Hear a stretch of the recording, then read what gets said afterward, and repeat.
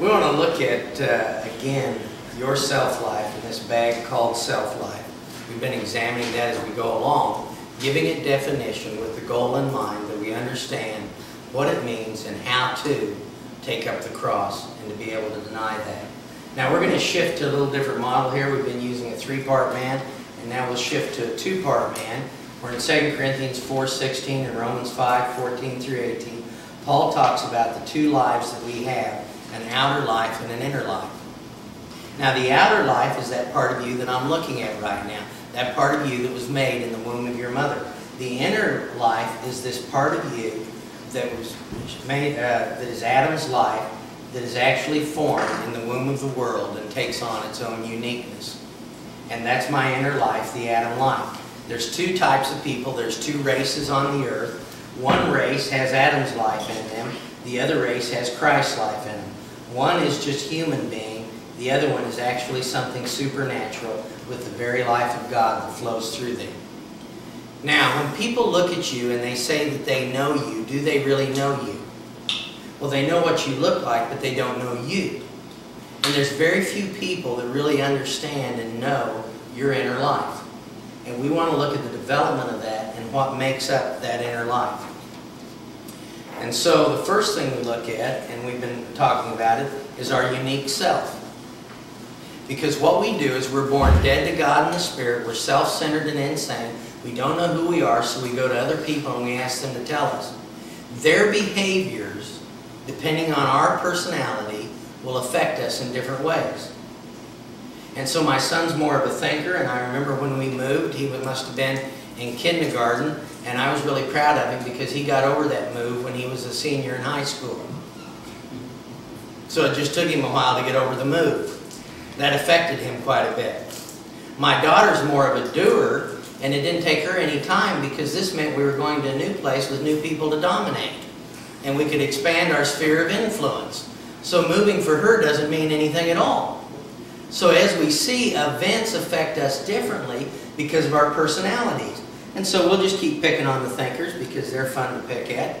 And we know that they see things as black and white, and they're very loyal, and they like the truth. And one of the things I'll tell you about a thinker you need to watch for is that you think before you talk, so you assume everybody else thinks before they talk. You put a lot of weight in what you say before you ever say it. Well, that's very good, but the problem with it is that you assume everyone else puts a lot of weight into what they're saying, and they've thought through it before they ever said it to you. And so you can end up being around people who are control freaks, and they use their words to control, and they're not thinking at all about what they're saying, and you walk away obsessing on that kind of a thing. You hate the unknown. You'd like to know what's going to happen next. We already said that your task equals your identity. You like security. You hate complex relationships. If people are going to be angry every day. If they're going to be happy every day. But don't go back and forth on me. I can't handle that. I don't know how to adjust for that kind of thing. You're critical of yourself and others. And you also like verbal acceptance more than you like physical acceptance. So find the thinker at church on Sunday morning and walk up to them. It's a fun experience. And give them a big hug and then don't let go of them. And watch what happens. They go stiff and they give you all the nonverbals that they want you to stay away from. On the other hand, if you get a hold of a feeler and you give them a hug, you'll feel like you got a hold of a squid that's just sucking the life right out of you because they're not going to let go. They like these hugs. They enjoy those hugs.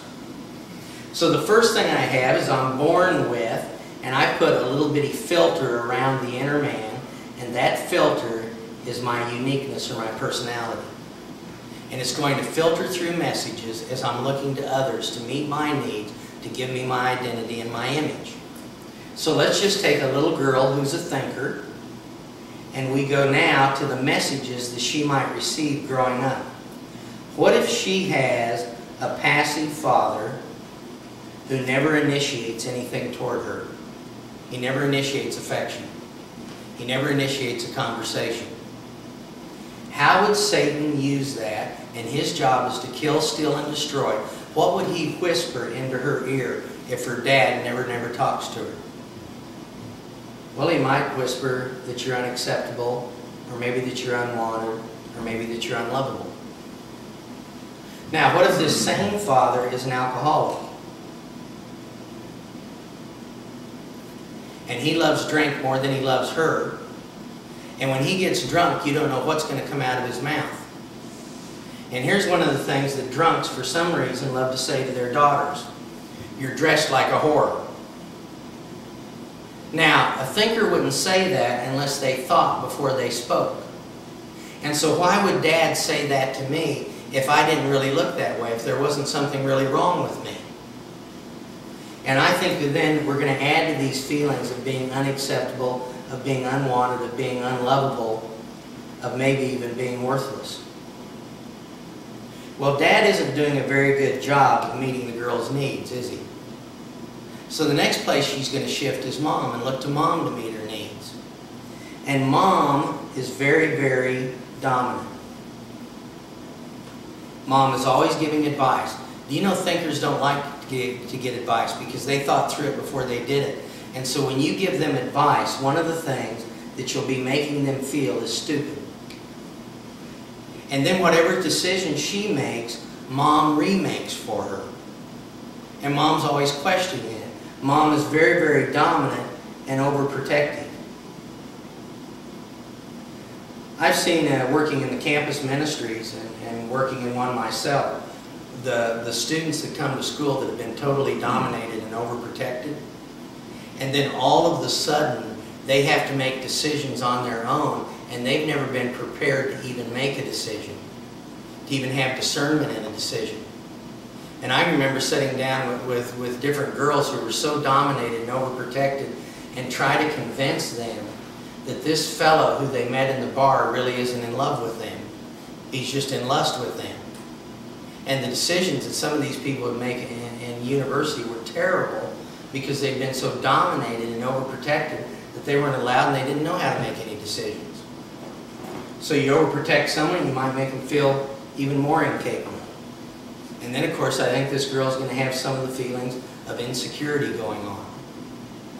Now, the next thing that happens is this identity or image is beginning to develop. My Adam life is taking its own unique shape.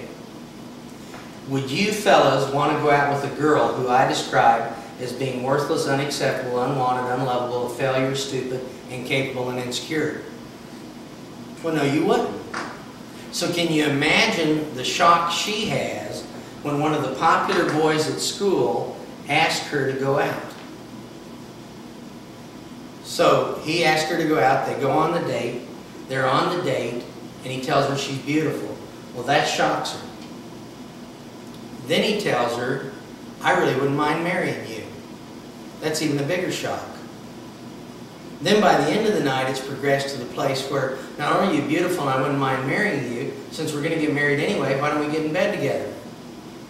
Well, she thinks this is all moving a little bit too fast.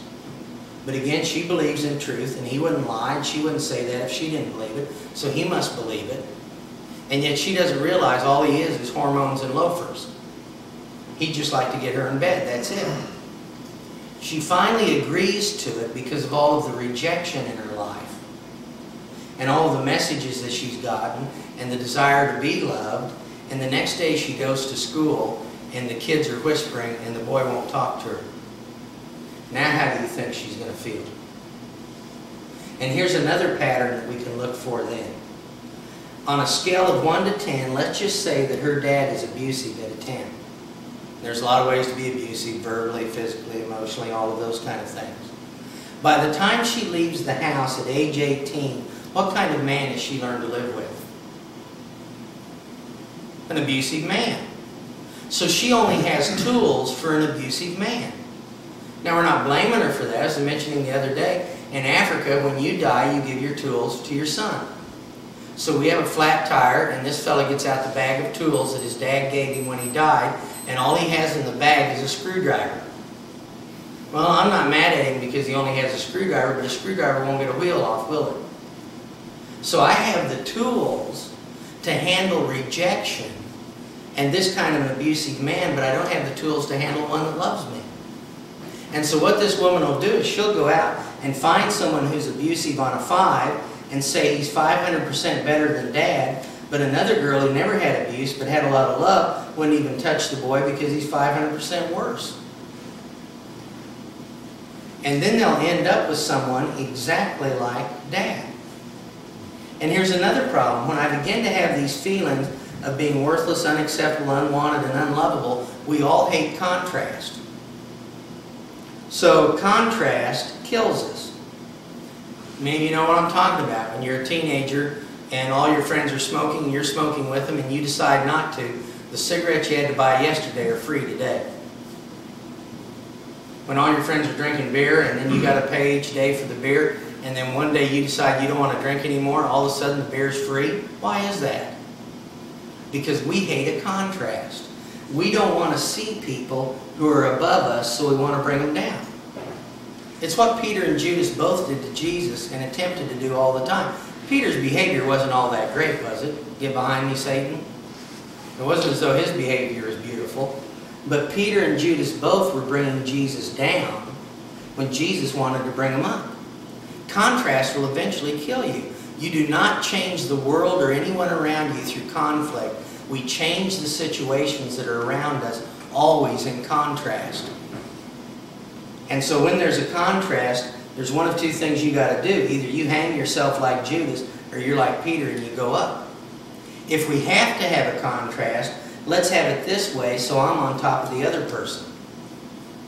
So what you'll do is if you feel worthless, unacceptable, unlovable, a failure, and no good, you'll go out and actually find someone who's worse than you to be with.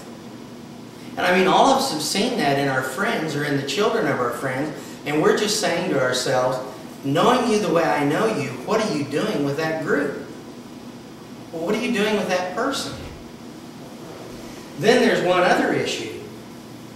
Dad made her feel insecure. Dad is a man, so a man, an abusive man, made her feel insecure. An abusive dad made me feel insecure. Dad's a man, so a man, abusive man, made me feel insecure. If an abusive man made me feel insecure, what kind of man's going to take it away from me? Well, here's the crazy thing. An abusive man is what I think. And if an abusive man gave the message, I want an abusive man to take away the message.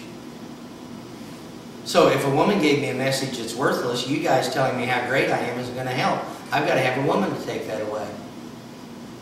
If an abusive person gave you the message, you'll look for an abusive person to have the message taken away. And is an abusive person going to take away that message? No, they're just going to intensify the thing. Now, what happens at this point then is that I am born dead to God in the Spirit, self-centered, insane. I've got a unique personality. I've looked at others to tell me who I am, and I've developed an image in my humanity, my human being, what I am in my distorted, and God made me in His image, but I've become distorted, is now beginning to take on its own shape. No one wants to be this, so what they're going to do is they're going to work hard to change it. Now, that's one image that you can have. But here's another one that we don't talk about. Let's assume that your personality is more of a feeler and more of a doer, and you're more relational. And now you have parents who have you in their old age. Not in their old age, but in their latter years. And instead of seeing you as a child, they nearly see you as a grandchild. And they dote and they dote and they dote over you, and they meet every need that you have. And before you know it, instead of developing a negative image, you've developed a very, very positive image. Now, my grandmother told me that she carried my father to school until he was in the 6th grade.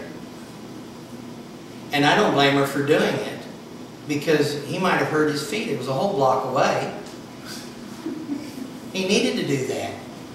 And to the day my grandparents died, and I was very, very close to them, they would always tell me, your father's such a bright boy, he's such a bright boy.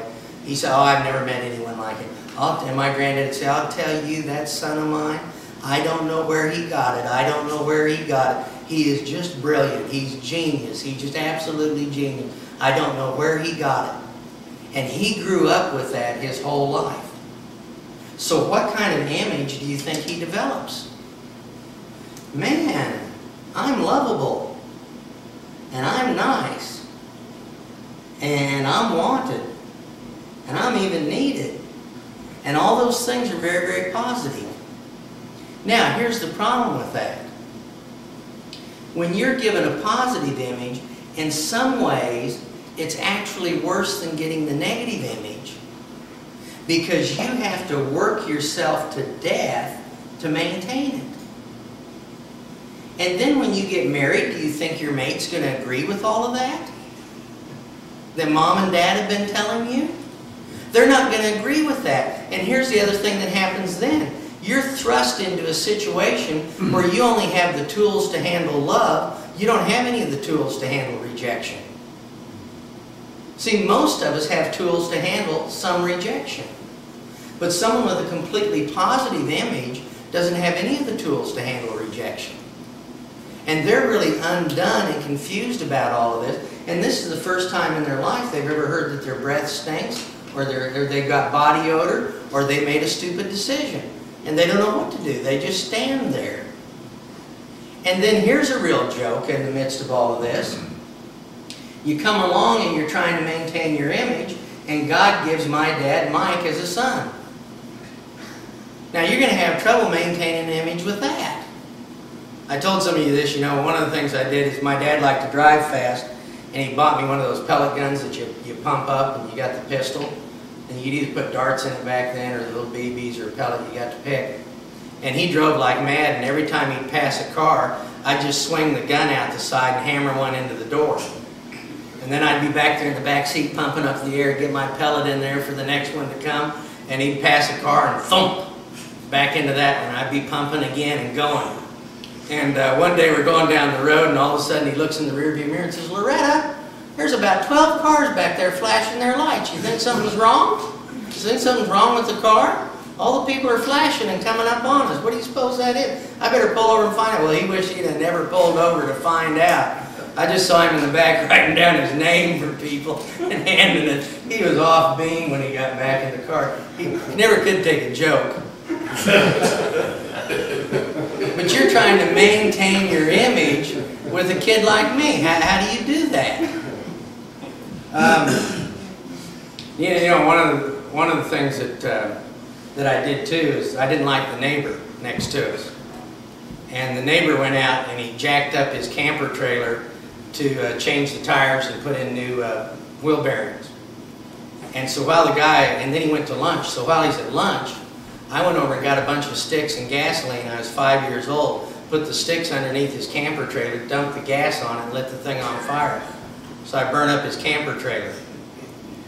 Well, they're trying to figure out in the whole neighborhood who could have burnt this thing up. And finally, they found footprints and they matched mine. And everybody got that sorted out. And it took about 2 days for them to investigate and find out. And they knew it was me. And he came to me and he gave me a beating over that. But he ended the beating by saying this: if you ever do anything like that again and you tell me before I find out, he said, it'll be a lot better and I won't spank you over it. I just need you to tell me. So that night I woke up and I got up at about 3 in the morning and I went in the bathroom and I was standing there going to the bathroom, and my mom had just got one of those new shag rug toilet seat covers and the thing that went on the floor and curtains and all this. And there was a roll of toilet paper there and some matches. So I started wrapping the toilet paper around the toilet seat, wrapped it around the floor, got it all around the curtains, got everything going, and then I lit it to see what would happen. Well, the whole bathroom went up in flames. And I had my little pink cup, that was my sister's, and I was throwing the pink cup at the thing and nothing was happening. The whole place was burning up, so in the end I just yielded to it and shut the door. And I went in and he was asleep, and I tugged him on the shoulder and kept tugging him. Finally he came awake and he said, what's wrong, what's wrong? I said, I need to talk to you. And he said, well, are you sick? Are you sick? I said, no, it's not that bad. It's not that bad. He said, well, what is it? What is it? And I said, do you remember telling me today that if I did something wrong, And I told you before I found out I wouldn't get a spanking. And he said, yeah. And I said, well, the bathroom's on fire. He came out of bed flying out of there like a rocket. And he went in there, and it was like the movie Backdraft when he opened up the door, you know, and it got singed with the flames in there. And he was running around with trash cans full of water hoses, this and that. And the whole time, Loretta's behind him saying, you're going to beat him, you're going to beat him, you're going to beat him. You know, to his credit, he never did spank me. He said, you came and told me before it happened. But he said, that deal is off. It's off. Well, what do you do when you've got such a positive image, and then you've got people that are tearing it down every time you're trying to maintain it? This can be very, very frustrating to maintain that image because you live to it. One of the fellows in Australia, he was a fellow there who worked so hard to maintain this image. And when you're doing that, he kept getting promotions, getting promotions, getting promotions. But see, we have a saying in management that the farther up the flagpole you are, the more of you people can see. And see, the more he succeeded, the more he was putting pressure on himself, because now people are going to see my flaws and I can't maintain it. And so with each promotion was more pressure. And finally, one day, the owner of the company came in. He's holding something behind his back, and he comes in smiling, and he said, I got a surprise for you. And he put down the nameplate, and it said, President. And this fella just looked at him and said, that does it. I quit. I can't take it anymore. He just couldn't work anymore to maintain this. And then there's those that can't work any longer to change it. And so see, the flesh is flesh, and it's hostile to God, and it doesn't matter if it's a positive flesh or a negative flesh. Both of them are going to hang us up, because God is preparing us to this place where I get a new life in me, and that's the only solution. So what I'll do then is either maintain or change, and so you'll see the list of things that people do to change and maintain. They'll do people-pleasing, performance, counseling. They'll make more prayers and more vows. They'll go into new relationships. They'll look for a new job, go into a new location. They'll put their life into their kids and their grandchildren. They're going to do a lot of exercising. They're going to read their Bibles. They're going to recommit. More church attendance, more book reading. All of those things in an attempt to change my image and my identity and my inner life. And how successful have any of us been at accomplishing that? And why aren't we successful at it? I mean, I think the Scripture gives us a few ideas in John 3:6, that what's born of the flesh is flesh. In John 6:63, the flesh will profit nothing. In Romans 3:20, by the works of the law, no flesh is justified. John 5:6 says just the flesh is flesh. And Romans 8:7 and 8 says that the flesh is actually hostile to God. You will not improve the flesh. And the flesh is the expression of my condition of being cut off from God. You're not going to improve flesh in the power of the flesh. You know the example I use of having a twitch in my hand and in my arm, and every once in a while my hand hits me in the eye. And it keeps hitting me in the eye. It's mildly annoying. So I come up with a plan that I'm going to lift weights until my arm gets so big that when it wants to hit me in the eye, I'll hold it down. And now, once my arm's huge, Betty walks in the living room. She finds me on the floor, cold, with a big black eye. Pours the water on me, and I come to, and she says, what happened? And I said, I twitched. It used to annoy me, but now this very thing is killing me. It's just gotten too strong. And here's something that we don't talk about. Should a Christian avoid evil things? Yes. Should a Christian avoid good things? And the answer is yes. Because if you're in the flesh can be strengthened through good just as much as it can be strengthened through evil. Do you know there is the good bad and the good good and the bad bad? There are those that are down and out, and there are those that are up and out. That the flesh is like a coin with two sides, and on one side is self-righteousness and on the other side is unrighteousness. But either one of those things will strengthen your flesh. And so now we look at the tree of the knowledge of good and evil. And see, God's standard is if I'm in Christ, I'm accepted. If I'm out of Christ, I'm rejected. Good and evil come from the exact same tree. And we easily understand that if I was trying to change or maintain my image through doing evil things, I believe I wouldn't be able to do that. Do you believe that? That I just can't change it through doing bad things. And so the next thing we think is, well, the way we'll change our flesh and we'll change our inner life is by doing good things. But the good things come from the very same tree as the bad things. And here's something you'll find out about an orchard and trees, that if you put all the pipes over here and you water this side of the tree, you'll get more fruit on this side of the tree. And so actually, the more good you do, the more evil you'll do. And that's why we said the other day, if you eat from this tree and know good, you will know evil. There's no way. Now, when I come to Christ, my behavior was at a -100. What did I assume then as I listened to the teaching of others who are trying to motivate me through guilt and through judgment and through comparisons and through what I do? What did I believe success would be? Well, I've got to drive my behavior up to a +100. The problem is, because these come from the same tree, one day, no matter this level of unrighteous or self-righteousness that I can attain to, will actually drive me to even a deeper level of unrighteousness. I mean, Jesus said there was hope for the tax collectors and sinners. But for the scribes and Pharisees, He said something He doesn't say anywhere else. You're twice fit for hell. Because they pumped up the flesh to a +100, and they didn't know that it was becoming so strong in them through their self-righteousness, that that self-righteousness and that strong flesh was going to actually allow them to go crucify the Son of God. That's amazing. There's those that are up and out, and there's those that are down and out. And it's much more dangerous to be someone who's up and out. God's standard is if I'm in Christ, I'm accepted. If I'm out, I'm rejected. If I do evil and go below it, I'm unrighteous. If I do good and go above it, I'm self-righteous. Now, God demands righteousness from me, and yet when I give it to Him, He says that it's a filthy rag. It doesn't mean that God doesn't like righteousness. The problem is He doesn't like my righteousness. What He's demanding from me is the flow of Christ through me, living through me. His righteousness as though it's mine, but it isn't mine. I know all along it's His.